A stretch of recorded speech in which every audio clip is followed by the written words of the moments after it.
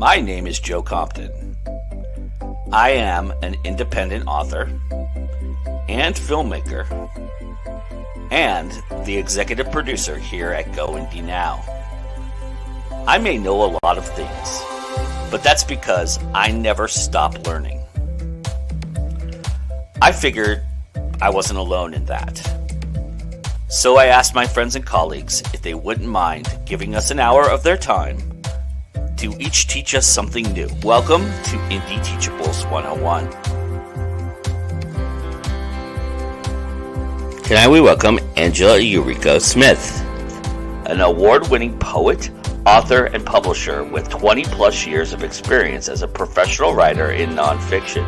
As a publisher of Space and Time magazine, a two-time Bram Stoker Awards winner, and the HWA Mentor of the Year for 2020.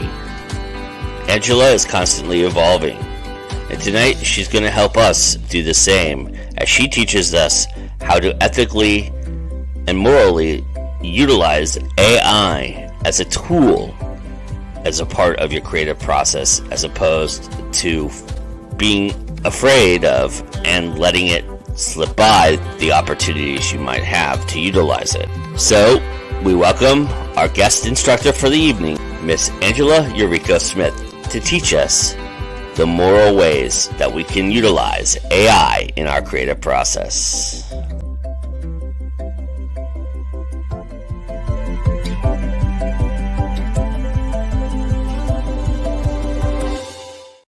Yes, hello everybody. Welcome back to Indie Teachables. I am Joe Compton, and I have the awesome Angela Yuriko Smith with me, everybody. Awesome. Thank you. You have the best introductions, I will say. Thank you. Anita's here. Hello, Anita. I was going to say, if you have anything to add to that, please feel free. I'm happy. I mean, the floor is yours anyway. I know you've got a lot to tell us about and talk to us about, but if you would like to, pontificate further upon what I was saying about you, I'm happy to let you have that moment. I think you covered more things. I was kind of like looking at the photos going, oh, how'd you find that? I think you more than covered. Usually I go, I publish a magazine and I've won a few awards and I can't remember what else. So let's just get on with this. All right. Sounds good. That's usually what I remember to say. Awesome. Yeah. So this is kind of, we were talking about it off air a little bit. This is kind of one of those subject matters that people are a little bit, tiptoeing around or a little on edge about. And, it's interesting because I think, I think what Jim and I were talking about last week is that AI is a utilized tool, whether you know it or not, in a lot of things you already are doing. So to incorporate it correctly, there's got to be some ways to do that, right? Exactly. And I will say I use AI probably every day. Not to create stories though. I mean, I've tried, I have tested it out on like creating poetry and stories. And I became a writer because I like writing. So why would I want something to write for me? But also it's just not that creative. I mean, I have gotten some decent things out of it, but when I've put everything in there. So, tell me a story about a vampire that's on a ship that does, and I have to feed so much information into it to get that story. I may have well just written it. But for all the other things that I don't want to do, it's fabulous. Like create outlines or brainstorm with me or SEO keywords. My God, I hate those. Meta descriptions, just brainstorming with somebody. And as an introvert, it's fabulous to have like my own captive little person that then I can just click off like, okay, well, I'm done talking to you. Goodbye. And they don't get insulted. And that's ChatGPT. And then for the art on Midjourney, I use Midjourney all the time for like my blog art. And a lot of people, the big thing with Midjourney is, well, you don't own it. Oh, okay. Well, I literally spent like 3 seconds making it. So I am happy to share that with whoever might want to not do their own 3-second piece. But it's a great partner for creativity as a writer, I think, because like I did an experiment through April for Poetry Month. I fed a line of my poetry that I wrote, not AI wrote it, but my poetry. I fed it line by line all month and took the image that Midjourney created from that line and then created a video. And it was fabulous. I loved doing that. And it was sparking my creativity to do that. And I really felt like it was a partnership. But give me an artist that will do that with me, sit up at 3 a.m. and like draw my thing, my line that I came up with, and in the speed that I need it, because I'm doing it daily. And I'm sorry, if you do find me that artist, I cannot afford them. I'm sorry. so there's like a lot of ways and reasons to use AI, but unfortunately, I feel like the media is kind of using AI as a clickbaity kind of thing, you know.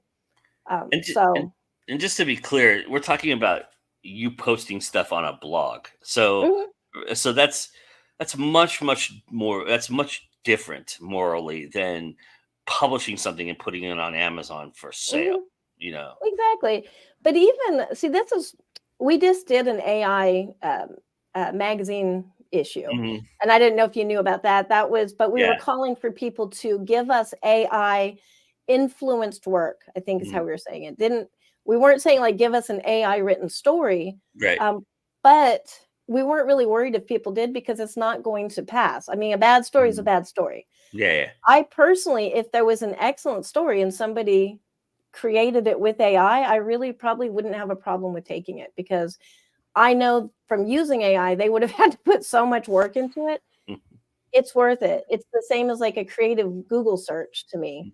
You know, like you really have to know what to ask Google too, or you're going to go rabbit trail and waste a lot of time. So yeah, which we've all done. I mean, you know, we're all familiar with that process. I mean, and in its own right, that's an AI in and to itself. I mean, it is. You know, it's finding you information that you're asking for. You know. Yeah. And then as far as go ahead. Oh no, well, I was just gonna say, you know, creatively, you know, you talk about the work it takes to make something through AI, and I'm just kind of curious, you know, are we talking about like you feeding your outline in there and having it write a story kind of idea? When you talk about how much you utilize AI in that respect, it's just certain aspects of things that you're doing, right? Yeah, it's like I have to, and I think probably everybody who uses AI, or I may not be great at it, like maybe I'm not asking the right questions. But to me, it seems like AI is great for making like the framework for things, but I still have to pull the creative muscle, I guess. So some things I've done, like I'm finishing up a poetry class for Crystal Lake Publishing. And I'm testing AI constantly. So please, nobody be offended that I asked AI to do this, because I'm testing what can it do. I asked AI to evaluate a poem, and I asked it to evaluate a fiction piece and something else, like just running it through paces. And it was great if every evaluation was to be the same, because it pretty much said the same thing and the same wording. You can almost look at it and go, oh, that's an AI thing, because I can't remember some of the phrases, but it's like, it's always over the top. It's a lot of hyperbole and, you know, that kind of thing. But it was great because I said, well, can you give me a framework to like a construction to evaluate, like what questions, what things should I be looking at in a poem to do a good evaluation? And it upped my evaluation game like by tons, because usually I'll admit before, when I've evaluated poetry, it's pretty much like, I really like that. It was great. I could see the imagery, fantastic concept, just general things. But then having that framework was like a checklist. So I could go, oh, alliteration, you know, da da da da da da. And I'll actually look at my thing. Well, maybe I won't, because I've got a bunch of stuff on there. I was like, or you could watch me scroll through this for a minute. But yeah, it just gave me the things to look for. As far as like I'm working on a nonfiction book. And so I asked it, can you give me an outline for a book that is about shamanism and its effect on the Western world versus the Eastern world, and so I kind of fed a paragraph of information in, and it gave me an outline. And I'm not necessarily following that outline to the T, but it gave me a lot of areas that I would have overlooked. And so that's what I like about it, about AI. It's kind of like a third party helper that, well, I guess isn't free, but $20 a month is pretty good for an assistant. And it helps me find all those blind areas and helps me organize, because as a creative, I find myself just winging off into space a lot of times. Like, you know what I mean? I need something to pull me down and give me structure. And then I can wing all over that, and have fun. But it's great for structure. It's terrible for creativity. right now. A year from now, somebody might be watching this and go, she does not know what she's talking about. I mean, in that respect, I think that's where a lot of people are a little bit sketchy about it, right? Is that it's going to take over the creative process and be kind of like what people are going to take advantage, basically of the algorithms and things of that nature. So yeah, and that is a danger. I think the thing that is possibly safe about it, or the thing that I think that comforts me, because of course I don't also want to be taken over, is that AI, when AI teaches AI, it like breaks down and just goes completely, I don't want to say psychotic, but not good. Yeah. And there has to be something creating the original ideas for AI to pull from, because it's not creating its own ideas. It's breaking up our ideas and our information that already exists, and then reformulating it, repackaging it for us, which can be honestly pretty boring. But especially in nonfiction, it can be really good because it helps us to see things in different ways, And so I have, like, in some of that poems, I said I've tried to use it for creative work, and it was not good as it was, but I did bounce off of some of those ideas and wrote something of my own based on some quirky, weird idea that, ChatGPT had about something. This goes along with, we have an audience question. It's Mike Feria, and Mike asked, do you think that at some point in the near future that AI will be capable of being indistinguishable from real authors? Yeah, I don't know. I'm going to say, and this is probably a little optimistic, no. One of the reasons why, I mean, and I guess we have to say, are we talking about fiction authors or nonfiction authors? Yeah, Mike's a fiction author, so I would assume that he's talking fiction. But yeah, so with nonfiction, I'm sorry, but probably with nonfiction or with fiction, though, I think not, because one of the key things for me is, we all know there's not a ton of money writing fiction. I mean, unless you hit that big lottery ticket. So I honestly don't know why AI would be trying to why people would be trying to, that's not where I would go if I was trying to get quick money, let me write a story and hopefully it gets through Slush, and because even it when still has you're to be a story that writer, connects to people too, right? So. Yeah, exactly. And we all know, even if you're excellent, you still have all the competition, all the Slush, all the, it's still hard to get in, even if you're fabulous.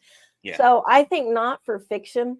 And it's that as people, we have that emotional connection with other people, and we're watching the news and we know what's scaring us right now, AI. And so we're able to respond to that. AI doesn't have that emotional connection, which is kind of the foundation of fiction, I think. So Anita says, I am optimistic. Anita says copywriters are feeling a pinch from AI written stuff. So yeah, and I agree with that. And I see, that's the thing. AI is also, from my experience, not a great editor. So because it does, I think it's that hallucination thing that it does. I've tested it with editing as well, and I can't trust it, because I'm looking at the error, which then I think I'm going crazy, because I'm like, no, that's not how it's spelled, is it? And then I go ask Google, and then I go look at somebody, and I don't believe it, because AI, the expert, just told me it's correct. So I don't use it for editing either, because of the same thing. That's like anything, though. I think there's a lot of misinformation in terms of that. This is one.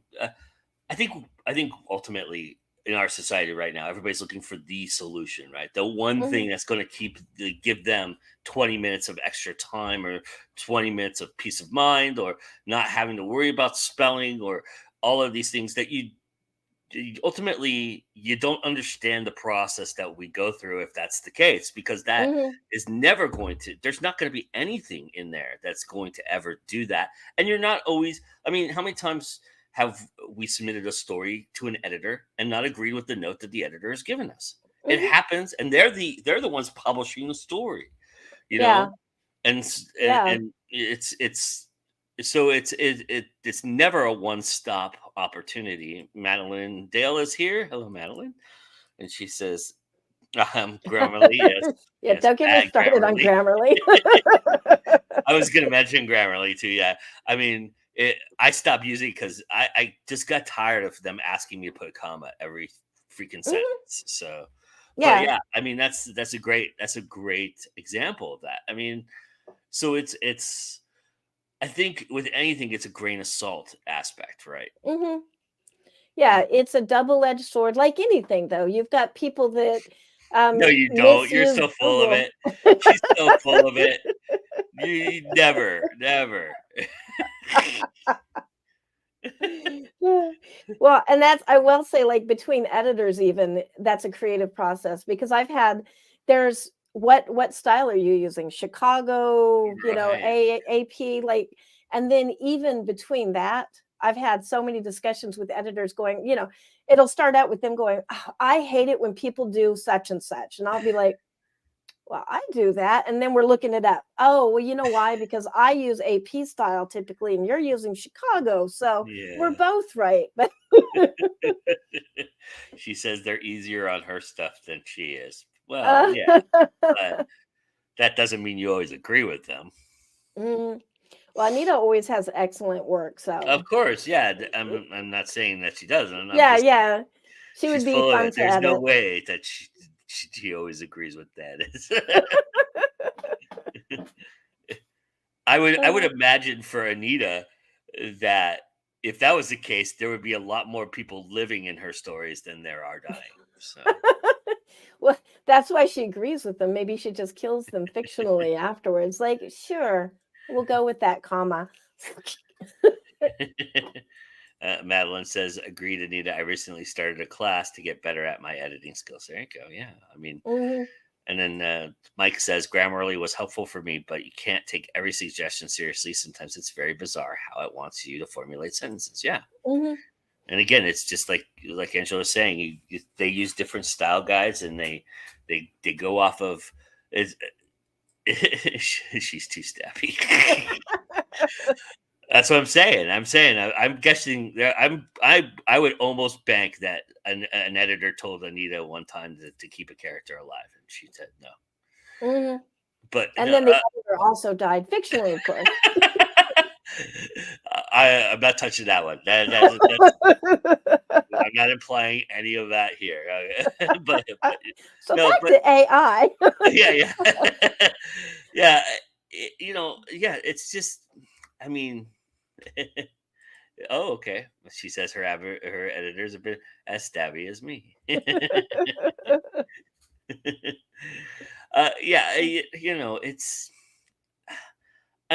so let's spin this positively, because Mhm.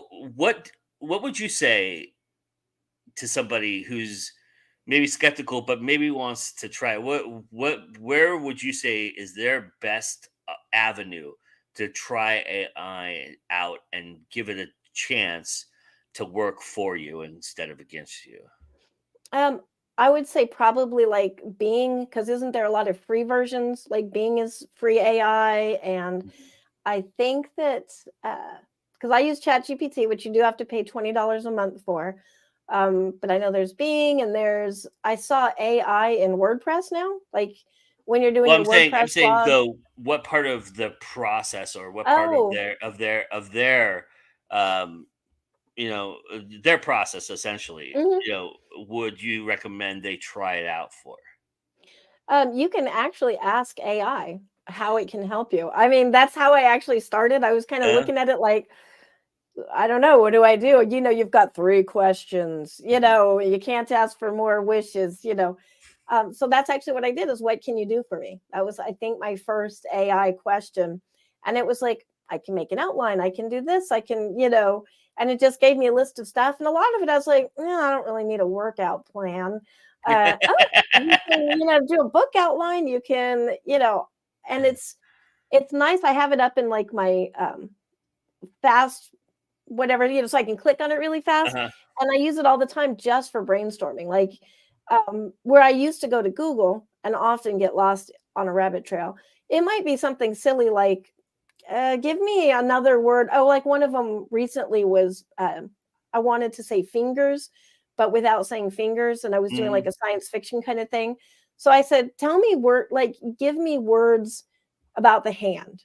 And I can't remember what it did at first. And I was like, no, I mean, like fingers specifically, like what are other words for fingers, scientific. And it gave me this long thing, and it was giving me like the bone structure, and some of it was way too technical.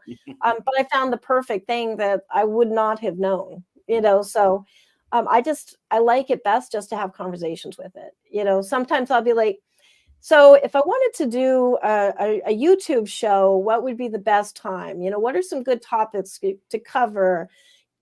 Questions are my favorite thing, because a lot of times for something like this, I'm like, well, what if the conversation stalls and I can't think of something else to say? So now before I do anything like a panel, I will say, can you give me 10 questions for a panel talking about, and I might say, AI, the ethical uses of, and then it'll just boop, boop, boop, boop, 10 questions, usually things I would have never thought of. But it's fabulous because then it saves my brain, to do something else. So, but yeah, I would say just ask AI, how can I use you? You can use AI to help with other AI. So you can ask, like, if you're using, say, Midjourney, and you want to get a prompt for Midjourney, you can ask ChatGPT or Bing or, another AI, can you write me a prompt for Midjourney to, like, I want it to be cinematic. You can use your language to describe this, and then the AI will give you the language to get what you want. Basically using it as a translator between the two AIs. Yeah, can you speak to Midjourney over there and ask Midjourney to please stop? But then you run into like some crazy, just ridiculous situations. Like I was trying to get Midjourney to give me a picture of a laptop, like a hand sketched picture of a laptop in a certain color scheme, but I just wanted it facing away from the camera. So like I wanted the back of it because I wanted to stick virtual stickers on it. Impossible. Cannot have this concept. Or I was trying to do a dwarf one time with mutton chops, so no hair on beard. I have so many images of weird dwarfs in my AI. That could be a question for me someday if that comes up. But it was just like the frustration of it was just like a favor for somebody. And I'm at the end of it, I'm ripping my hair out and I'm like, no hair on chin, a female, no hair, no, like bald chin. Like, I don't know how else to communicate this. I actually asked the ChatGPT to please help me and none of us could do it. I have no dwarf with mutton chops image at all. If somebody can give me one, that would be amazing. This should be a contest. It sounds like me and Adobe Firefly trying to get an eye patch or a mermaid swimming. Yeah, it's like the simplest things that you would think would be really easy, impossible. Face the computer away from me so the screen is facing away from the viewer. A human would be like, okay, so you mean this. Now, I will say that as somebody who grabs a lot of graphics and does a lot of video searches and stuff like that, what I've discovered, and maybe this is what this is what you kind of alluded to earlier too, is you got to learn what to ask the AI, right? Because sometimes the way you word it's too generic or or too specific even at times, and you have to broaden it or change it around. And once I'll do that, like if I'm searching for a specific graphic, I'll try like 4 or 5 different ways to talk about that graphic, right? So if I'm searching for example, mermaid swimming, I would try mermaid swimming first, and if it doesn't work, I would try mermaid moving something, in this mermaid in the sea. Sometimes what you find is if you put like mermaid in the sea, you'll find a picture of them swimming, right? So, uh, and that's kind of the navigation that I would use for kind of something like that. And, and Yeah. that's pretty much what you were saying about AI is like you just gotta test it and figure out the right Yeah. question is, right? And then sometimes you just give up because one of the images you shared on the front, it's the woman typing and it came off of my opportunities, was actually meant to be a mermaid. I said Mm, mermaid typing on a laptop, never got the actual mermaid. And it would be like woman with a fishtail. I mean, I tried so many things. And in the end, it was like, you know what? That looks pretty good. All right, we're going with that. yeah, I end up doing that a lot too. Yeah. Uh, Yeah, good enough. yes. Sometimes you have to get specific with AI though, like with ethnicity. Yeah. Mhm.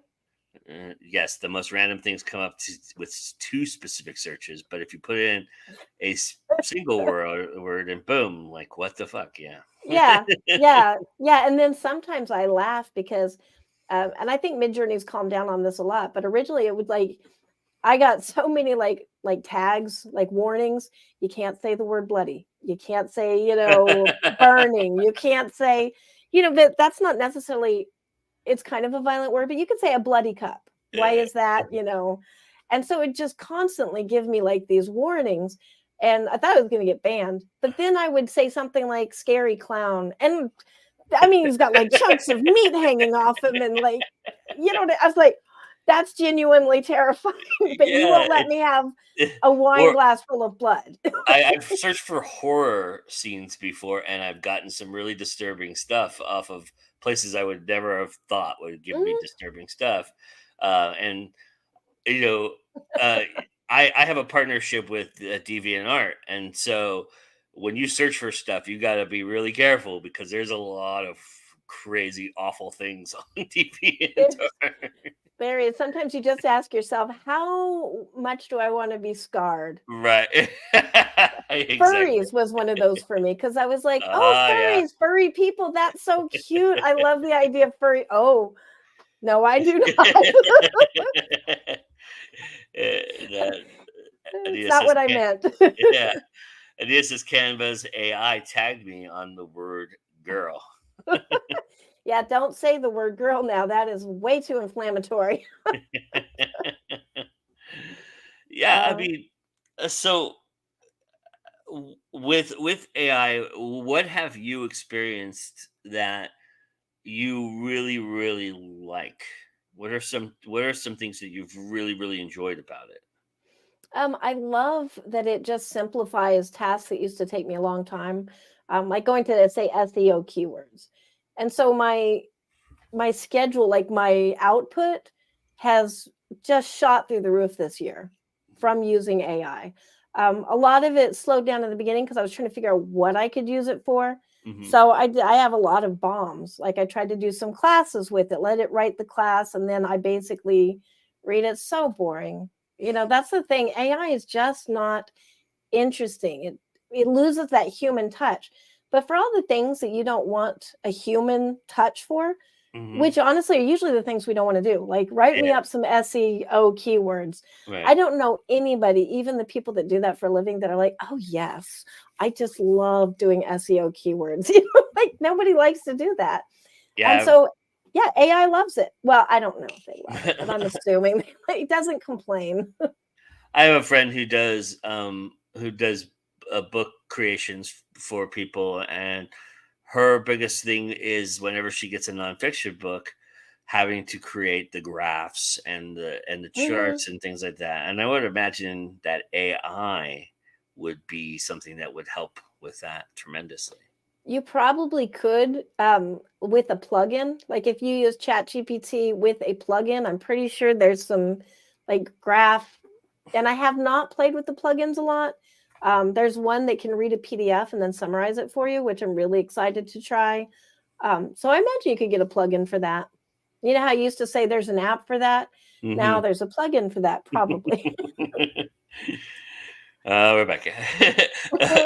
Or it gets too interesting as it makes a delicious spicy word salad. Yes. Yeah, exactly. And Madeline says, "Okay, that may have convinced me to sign up with an AI. I hate researching keywords, not enough time." Yeah. Yeah. If I go through my chat GPT and look at like what I've used it for, Mm-hmm. I was wanting to create, the Latin phrase, is it vini vici vidi? Like I Uh huh. came, I saw, I conquered. Yes. I wanted to redo that for a writer, but I wanted to specifically say like I read, like I read my newsletter, Yeah. I read, I wrote, like I took these and wrote the things and I won or something like that. Well, I am not a Latin expert. So I asked ChatGPT and then I went and ran it through Google and other translators to make sure it was giving me, but it was so easy and it gave me the correct phrase. So I use it for translation a lot or just something silly like that. Mm-hmm. I ask it for information like I wanted to find out if the name Barbie was copyrighted because I was thinking about using it in something as like a joke. It Mm-hmm. is, don't touch it. It's like Disney apparently. Yeah. Or synonyms for emotional. I didn't want to say emotional. I was trying to find other ways to say it. Mm-hmm. I a lot of times will just look up something because on Google you can look up the definition, Yeah. but on ChatGPT or another AI, I'm not affiliated with ChatGPT. I just use it a lot. You can ask for the definition, but then you can have a conversation about it. Like one of them was macrocosm. I wanted to make sure I understood what a macrocosm was. So I asked, and then it told me, and then I could ask other questions. So if could you have a macrocosm that was this? Could you do this with it? Would this be correct if I used it in this way? These are things you can't do with Google. You'd have to maybe a college professor if you could pin one down. There's my hand terminology in medicine. Fingers 101 is what it called the chat about. Like, give me other words for fingers. Then I've got like evaluation sometimes, like evaluate this blog post, Uh-huh. suggest SEO keywords for it, suggest a meta description, write me up a Twitter post and a Facebook post, and we'll even put in the emojis. I do a Wow. lot of error corrections, cover letters. This is my favorite, I will say, because like who loves cover letters? I pasted a short story that I wrote in there, and I said the prompt is, can you please read the following text, determine what genre it is, and write me a short cover letter for submission? And then I pasted my short story. And so it did the whole thing. It wrote me up a really nice cover letter. It said it was dystopian fiction. You do have to, of course, double check this. Like, don't just copy and paste because it also said it was a novel. And anybody who gets my, I think, 1,000-word novel is going to call me on that. Maybe. So, yeah. But see, now I'm going down a rabbit hole, Rebecca, like, because I can like endlessly talk about, all the ways I use ChatGPT. So, Mhm. Yeah, Rebecca had a suggestion for your thing there. I sat, I cried. yeah. So I'll actually ask, I'm going to ask that. Mhm. So do you want me to share my screen? Sure. Yeah.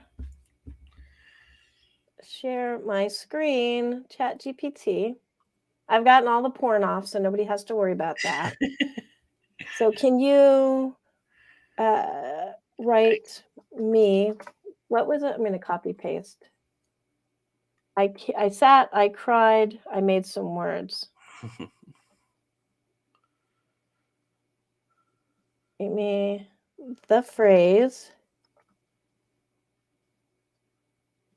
in Latin. And then we sound smart, but we don't have to be smart. Okay, so it would be sedi, flevi, verba, veci, essi.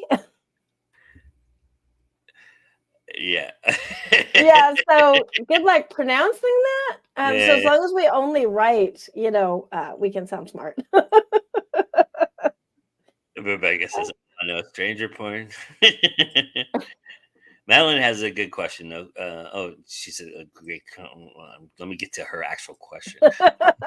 So, would you recommend ChatGPT for socials and whatnot above the others? You mean ChatGPT over another AI? Yeah, I think that's what she means.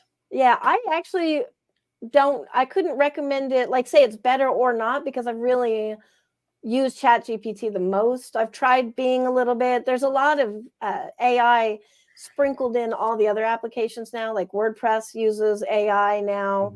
Um, I think it's whatever you're comfortable with, right? Yeah, it is. One of the reasons why I pay for ChatGPT is because it's the forerunner, like it's the one that kind of started the whole wave. But when you pay for it, then you're always up in the beginning for whatever new things have happened. So it's less about actually using it as the paid, but just more that they're the front runner. And so I want to see all the new stuff as it comes in, like the plugins and things like that. But then there was another part of that question. Above others. No, she was just commenting. Oh, okay. Come on! It would be a great steamy romance inspiration. Oh yeah. Yeah. Anita says Bing's AI has glitches, from what I heard.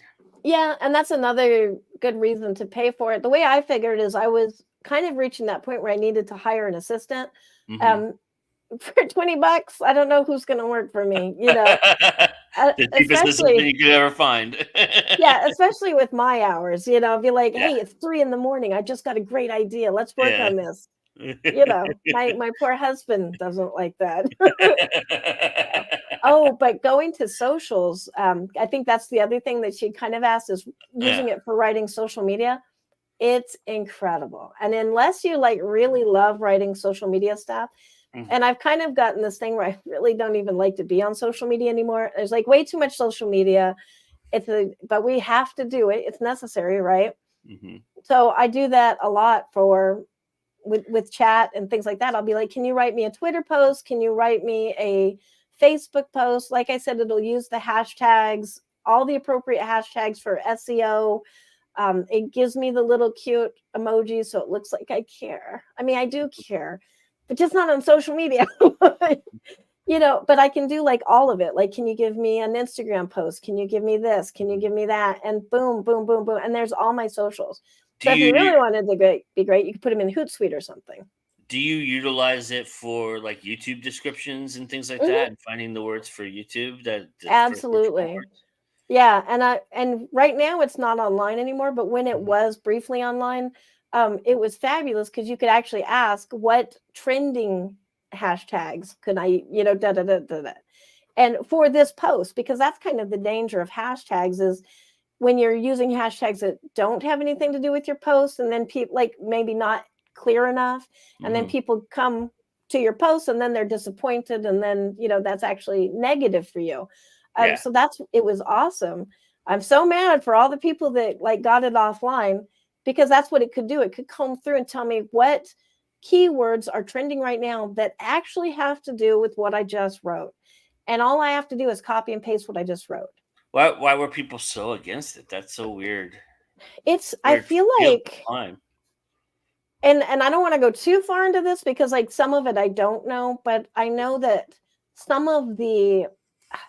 I feel like AI is being a scapegoat a little bit. Like, look over here, everybody be afraid of this. And then people are using it for other reasons. And there is a very big group, I guess, lobbying right now against AI. And but if you actually look at what they're lobbying for in Congress, it's to take the rights away from the creators and give them to the publishers and the record company producers. But they're doing it all under AI, like to protect us. Let's get the things away and put them in the hands of people who can save you. And I'm like, no, that people are signing up with them and donating money. And I'm not going to name them because also I don't want to do allegations and stuff. But I think that's one of the things is people are using AI. That fear is a lot of clickbait, a lot of excuses to lobby for other things. And it's AI. If you look at it, you're not going to be possessed. It's not the devil. You're not going to get a venereal anything from it. You know what I mean? It's just, you can look at it and judge for yourself. Do I want to use this or not? And I don't know. We have a chatter out there, and Rebecca Jonesy could probably find a way to give somebody a venereal disease. But uh, Anita says Kindlepreneur has a good hashtag generator, at least for authors. Oh, I might check that out. I looking at this, right? Looking at your screen, Hmm. this looks pretty simple to use. It is very simple. Oh, and this is actually Chat GPT, the 3.5. This is actually the terrible chat. So let me do new. So you want to I knew really she go up already to wrote the. something like this. It's just through AI. I literally wrote that story. It was awesome. Oh yeah. Giving somebody a disease, I'm sure. Oh yeah, yeah.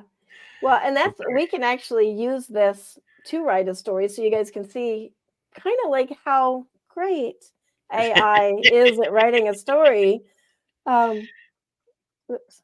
Can you write me a 500-word flash story about a vampire? I'm probably going to misspell venereal with venereal disease. It caught from AI. Let's see what happens. Edward, the vampire Edward. That's very, very unique. Yeah, right. Brooded over a glass of synthetic blood. Wow, it's going too. Yeah, it's very fast. That's one of the things that I think I saw a while back was there was a big headline going around about some guy who had written like 100 books with AI, and he had made thousands. I think that was the headline. He had made thousands. Oh, this was really going on and on here. Yeah. Didn't I say 500 words? Yeah, I think you said 800, but yeah. Yeah. There you go. Yeah. Yeah. But So I mean, it'll. that's a good. I mean, reading some of this, it's so like, yeah, I would never say Mhm. that. Yeah. Who is going to actually publish this is Yeah. kind of the thing. But going back to that headline, it was something like, this guy wrote 100 stories and he's making thousands. But when you actually read it, he had 100 stories or books. And I don't know what he's defining as a book, because you can publish a short story and call it a book on, say, Amazon. Sure. And he had 100, and he had made like $1,998. So thousands seems a bit misleading. And it was over the course of like, I think a year or two. And I was like, I read it and I was like, this is not great royalties. Like, Yeah. these are, it's not fabulous. Like, this is not like a get rich quick scheme. And then you have to think, is he living off of this $1,998 over a year? Like, that's what I feel like the pressure is like, people are out there just scamming the system, putting real writers out of business. No, he's as poor as the rest of us. Not to mention all the work to go into like formatting and cover art. And you know what I mean? It is everybody, I think, here in this chat, and it is not easy to publish a book. No. So and I think that's the whole crux of it, right? And Anita says, yeah, what we've been saying, which is, it's been with us for ages. Alexa, Siri, and Madeline says that's kind of impressive. I see why there's been so many people using it to make stories. And that's why you proof it and get an editor to go over it. Yeah. So. Yeah, and I will say it's fabulous for nonfiction stuff, though, because I've done like, can you give me a blog post about, I don't know, the ethical uses of AI? And it will give me a great blog post, but you still have to rewrite it. Yeah. So it's fabulous for like the framework to give me the points that I might forget because I get all emotional, and I go off on a tangent because I am a real human writer. So it's great to keep me on track. A lot of it I just wind up deleting or rewriting when I do that, but it's and especially like if you're kind of blocked, like you're looking at that blank page and you're like, I really need to start this. Having AI write something terrible is a great way, I mean, I find, to start, because I'll read it and I'll go, no, let me show you how this is done. So yeah, I mean, I think you could also do it in certain contexts. In your context, as a horror writer, you could also say, "I want to kill somebody this way in my Mhm. book." How many times has this been utilized, right? Because Yeah, you don't want to write something that somebody's already done 1,000 times, right? So, yeah. Well, yeah, and you can ask for suggestions because that's like, and I've watched me get a warning now in front of everybody. It's so embarrassing. yeah. Well, But you good. can That's what say, that'll teach us. "Can you tell me 10 ways to murder somebody with acid?" And no, please don't call the FBI. Oh, and then it'll tell you, "Oh, see, it can't help me." Or a book? Okay, so now let's specify fictionally. And it does, if you direct it and say, "I'm writing a book. I need you to be my, short story assistant." Uh-huh. It seems like it helps a lot.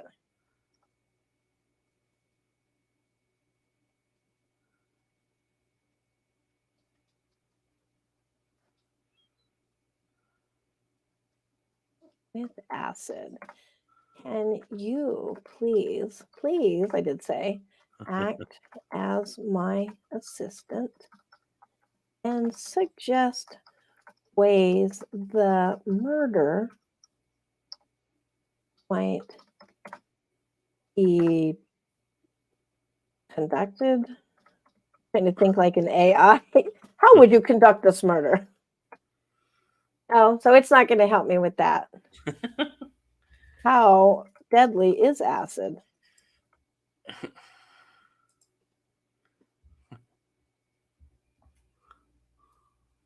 So then you can see how you're having a conversation. Now I can turn it to, okay, could uh, somebody, what kind of acids can be inhaled? And then Mhm. I can go, oh, you know what? That would be kind of an interesting way to murder somebody with acid is they've inhaled the acid and it eats their lungs from the inside out. And so then I can ask it what kind of acid and things like that. Yeah. So, and now Everybody you in the chat is suggesting ways to kill somebody with acid. which is honestly why people always trump, but most of you Yeah. are not here at 3 in the morning when I'm thinking of ways to kill people with acid. So Yeah. Anita and Rebecca chimed in, and Rebecca says, "Always be polite to the AI. They will be your boss someday." yeah, exactly. How can you So destroy a living body with acid? So maybe she's suggesting how to maybe ask it. yeah, let's ask that. Copy.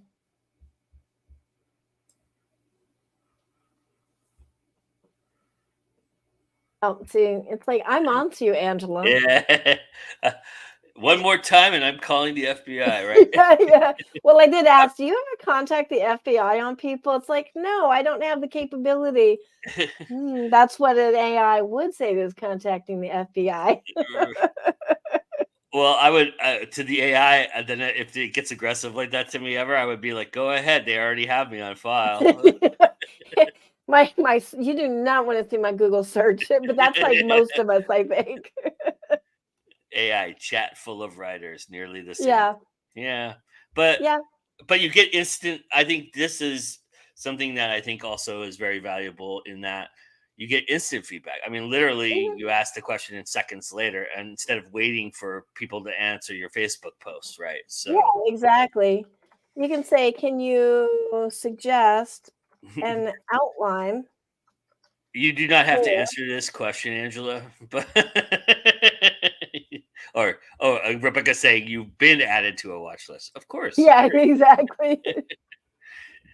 That's what she was asking. Murdering people with acid. Let's see if it'll just give us an outline. Okay, so let's not okay, we're not murdering anybody. We are not murdering anyone. And you give me an outline. And we'll take the word murder out. So these are some of the limitations here, as you can see. Yeah, and this is a lot of work to ask this one. It is. Because we'll just say disposing of people. That's right, kind of what murder is, right? Disposing. All right, it's calling the FBI right now. It thought about it for a second. You almost had it.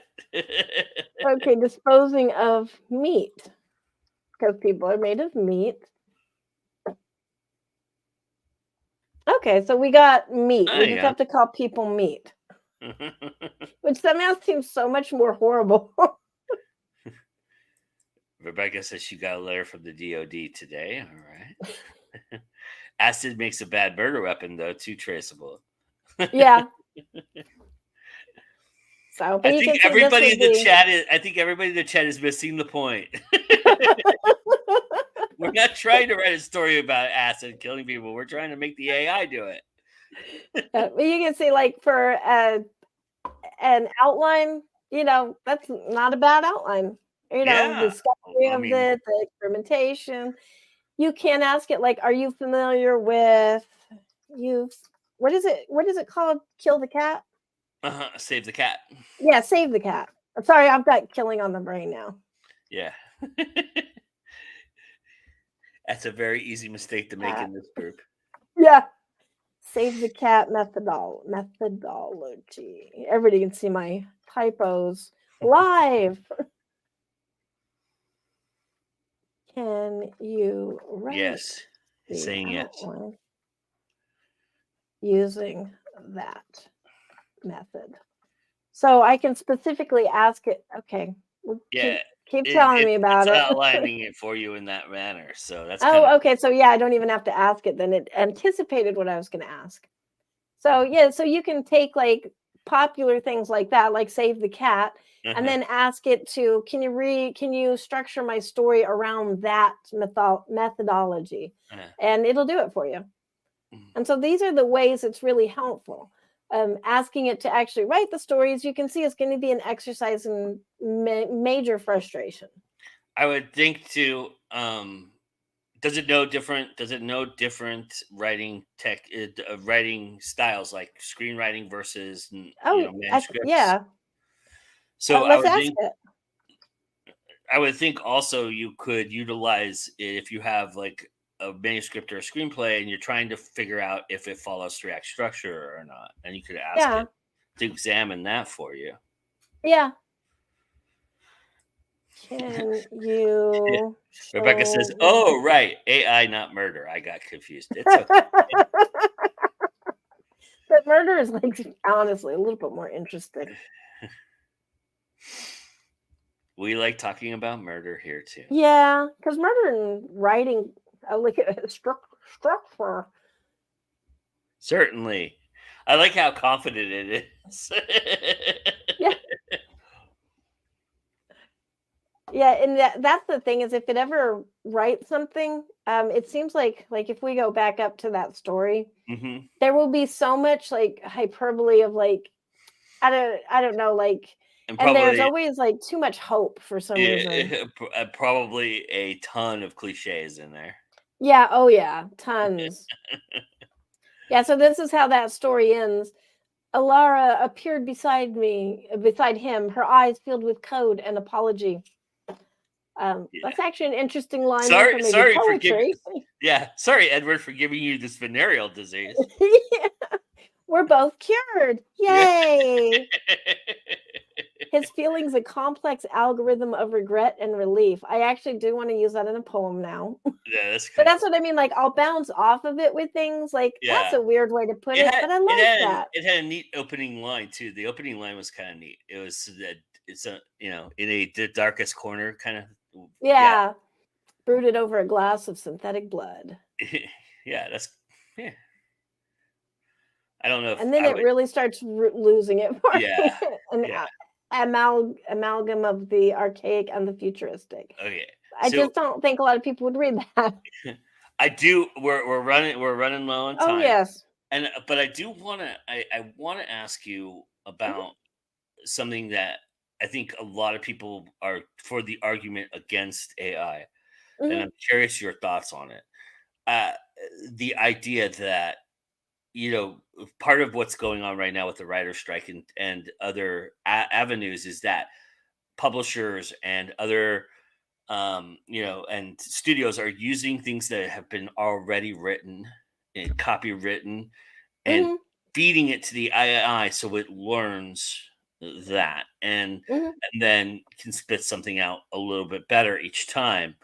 And because this is a learned process, and I'm kind of curious your thoughts on why that's I think that is the major sticking point for a lot of people is that because as it grows and as it learns and more people feed into it, it's going to learn and it's going to these stories the story you just asked it to write will probably be better in about 6 months Mhm. time, but maybe not to the degree of where it's publishable still, but still Yeah. it'll get better because people are feeding it and it's learning how to write in a tonal voice. And obviously the thing that people are most scared of is that it grows emotion and has inflection and the things that it doesn't have right now. Mhm. uh, so I'm curious your thoughts on all that. I have a couple of thoughts on that actually. One is I feel like a lot of the scraping is way over, Hmm. just way overdone. Hmm. Everybody thinks that AI has connected with their work and has stolen it somehow. And I did search, and I can do it now. I mean, we are running out of time, but I did search my book, Bittersweets, which was a Stoker finalist. So you feel like kind of been read a couple Hmm. times, should be known. And I asked it about that book. Can you tell me about this book? And it could not tell me anything but what was already out there from, like, say, reviews and stuff. And a lot of stuff, it just kind of started doing the hallucination thing and like making up stuff. So I really don't feel like it is stealing, perhaps, and I could be wrong because I'm not an expert. I think that's probably overdone. Hmm. But also, if we are not paying attention to it, and this is like my biggest gripe with the whole AI thing, is the reaction tends to be, I don't, it's of the devil. I'm not going to have anything to do with it. But we are giving up our seat at the table when we say that, Yeah. because there was a recent, there was a bunch of AI symposiums, like talking about AI and creators and what should we get for our work if it is reading our work, and writers boycotted it. Like, writers would not be caught dead there, like tons of them. But you know who did show up? Microsoft's legal team. Do you think they're really? Who do you think they're for? Yeah. So that's whatever it's doing. I feel like we really need to be interacting with this and paying attention to it so that we can keep our seat at the table, so that we're informed. Hmm. This is our work. And then my third thing with that is I'm not that worried about it because I don't really see the difference for training purposes, between a human and an AI, because I can go to the library and I can read a book by anybody that's in that library, and I can learn from that and model that style and, you know, do that. Hmm. And I A don't lot see of us do why. that subconsciously. Yeah, we're practicing. Hmm. Artists paint the masters so that they can learn their own techniques. Hmm. And I think it's going to come down to the fact that fiction just doesn't make a ton of money. And I am talking about fiction. I can't say for all the rest of it, because there's actually a lot of fields that are in danger of AI. Hmm. But fiction, there's just not enough money there. There's a lot of competition. I just don't, and we're usually writing because we have a story that we need to get out. Yeah. And so anybody that is going to come in here, just like the whole craze of self-publishing, when self-publishing came in and a ton of people were out there just making all kinds of terrible stories and scams, and the low content books and the high content books, and everything was a get rich screen, all over. This guy made thousands of dollars doing low content journals, and then they fade away because the people that want to write are writing because they want to write.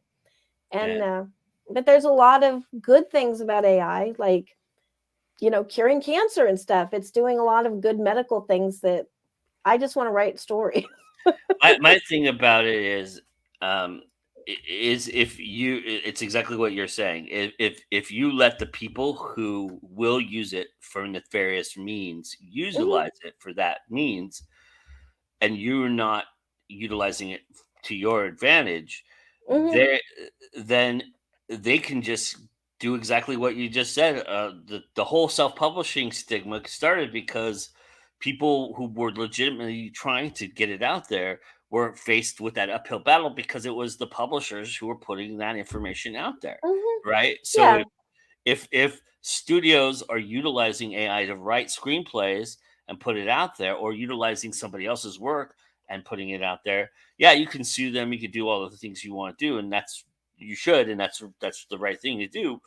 But you're also crutching yourself for later down the line when you do Hmm. utilize AI. Oh, you utilized AI, and you told us you didn't want to do that, kind of thing. Hmm. Yeah. I think using it like with anything, ethics are ethics, whether it's Mm. AI or, if you take another writer's work and you publish it as your own, Yeah, not good. Like whether yeah, you're, and we do that as humans, yeah, all the time. We make up stuff about each other that's not true and slander and hallucinate facts and, yeah. um, it's just another tool. And I really feel like we need to be engaged and learn about it and just try it just to, so that we can be informed citizens, informed creators. And then Anita says the only issue I have with AI training is when companies slip in sneaky clauses into contracts, Hmm. try to grab permissions on the table. Yeah, Yeah. And that's I the have bad that thing with issue with publishers Mhm. and like a lot of people with those contracts, the Yeah, sneaky clauses. So, yeah. That's why you get experts involved, people who are trained to see those things and mhm, figure those things out. And yeah, you do have to put some money out of the pocket, but if this is what you want to do, sometimes mhm, you have to make those sacrifices to do the right thing. yeah.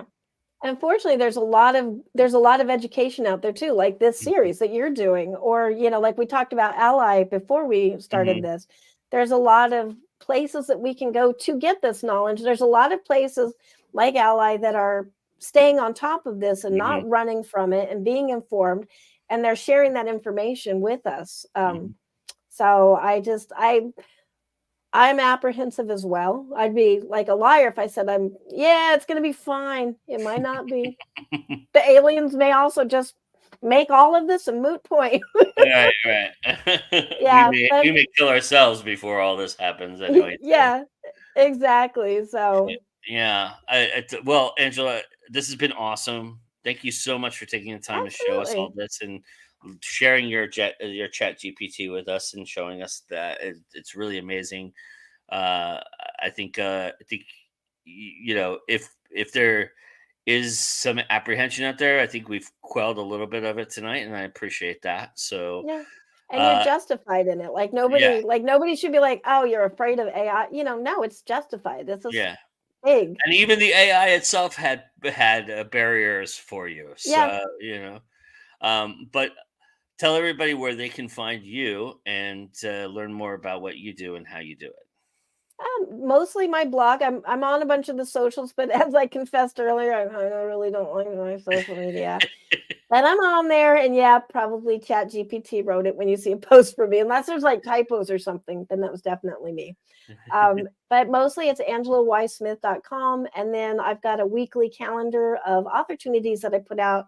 And that is just also human written because I couldn't get AI to do it. But it's just different opportunities. I comb internet and like find like things like this. And then I Mhm. share it on there, submission calls and things like that. But those are my primary things I'm doing right now. Awesome. Well, thank you so much for this. It is your Yeah, this clock. was Would, fun. would you like to say the magic words? It's never a bad time to go indie now. There you go.